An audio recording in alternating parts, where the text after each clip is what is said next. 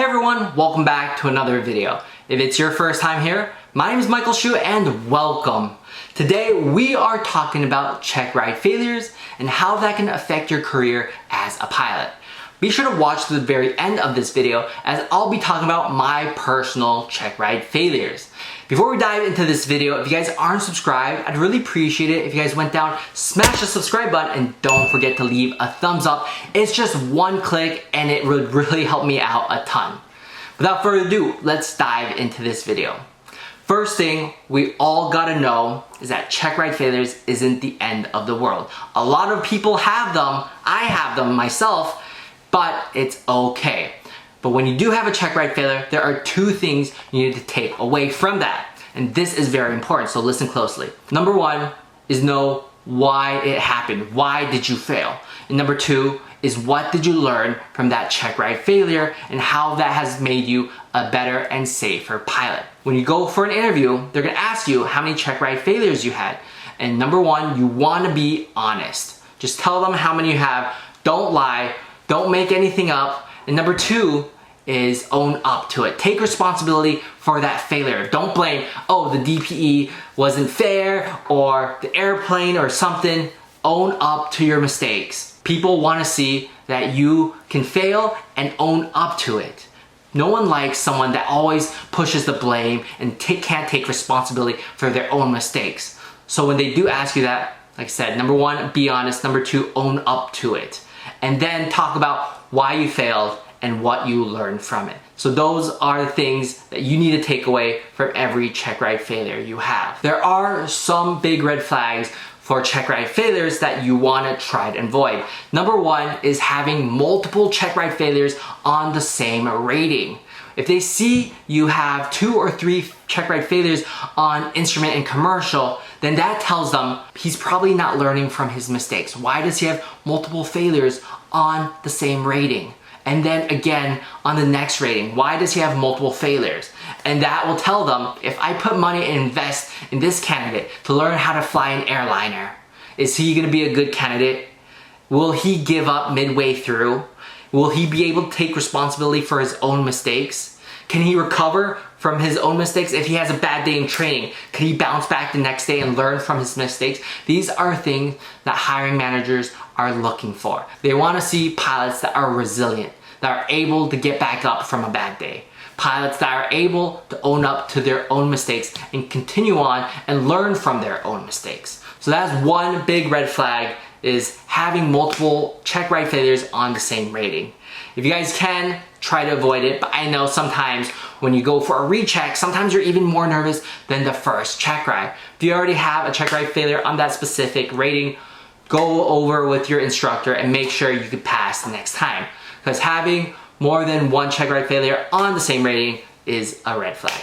Another big red flag is having a check ride failure during airline training. Having a check ride failure during 121 operation, that could be a really bad thing. Some people say that is a career killer. However, I don't think that is the case. It's definitely a lot harder to recover from just having a check ride failure than getting your private pilots or instrument. If you did have a failure while going through airline training, I don't think it's the end of the world. It just might take a little bit longer time to recover. If you're currently at an airline, I would say stick with that airline and take the first opportunity to upgrade. And as you go through upgrade, don't fail that. Have a clean record for several years, then apply for a different airline or apply for a major airline. Even though you had that check ride failure for the airlines, showing them that you had a clean record and what you learned from that can be very valuable. Might take a little bit longer to recover from that.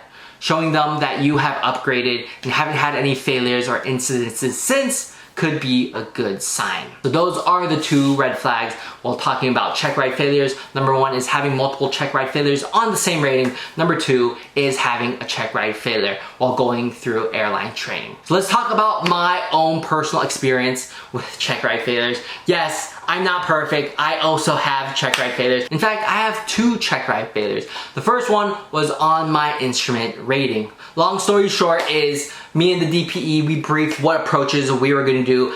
I was briefing them, I was set up, I was ready for those approaches, but mid-air, ATC couldn't give us approaches we want, so the DPE gave me a random approach that I wasn't ready for, and I got startled, and I just messed up that approach, and that's why he failed me. Rightly so. And the next time it came back around, we did that approach, I nailed it, and I passed. And actually, I made a full video on why I failed that Checkride. If you guys wanna go in detail and watch the video of my failure of that Checkride, you can go ahead and click right there. I'll link it somewhere. My second failure was during my commercial Checkride. It was during emergency engine out, pick a spot, land there. I picked a spot, I was going for it, but I just wouldn't have made that spot.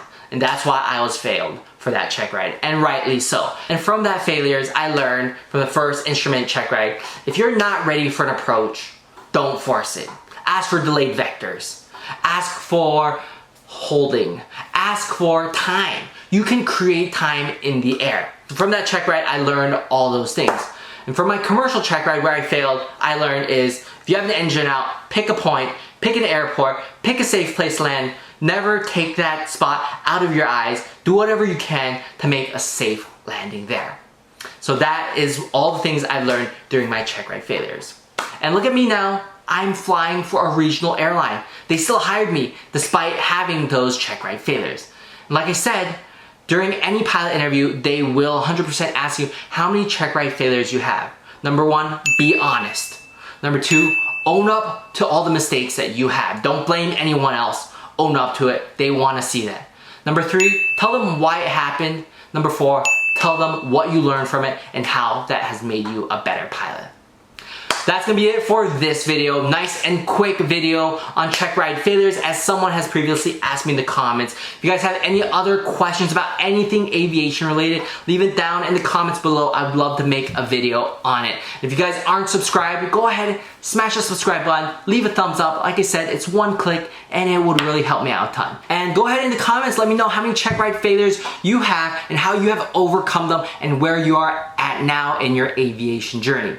Before we close out this video, if you guys do want to get one of these really nice, comfortable pilot shirts, you can get them on flight uniforms and get a 15% discount with my discount code Mike15. I absolutely love it. I wear these every day. They're nice, lightweight, stretchy, and very comfortable. So go ahead and check out flight uniforms. You can also get some really cool Randolph sunglasses with a discount with my discount code. I'll leave it all in the description down below. But like I said, we are one community. We're encouraging and supporting each other, helping each other grow, making each other better pilots. Hope you guys enjoy this video, and I will see you guys in the next one.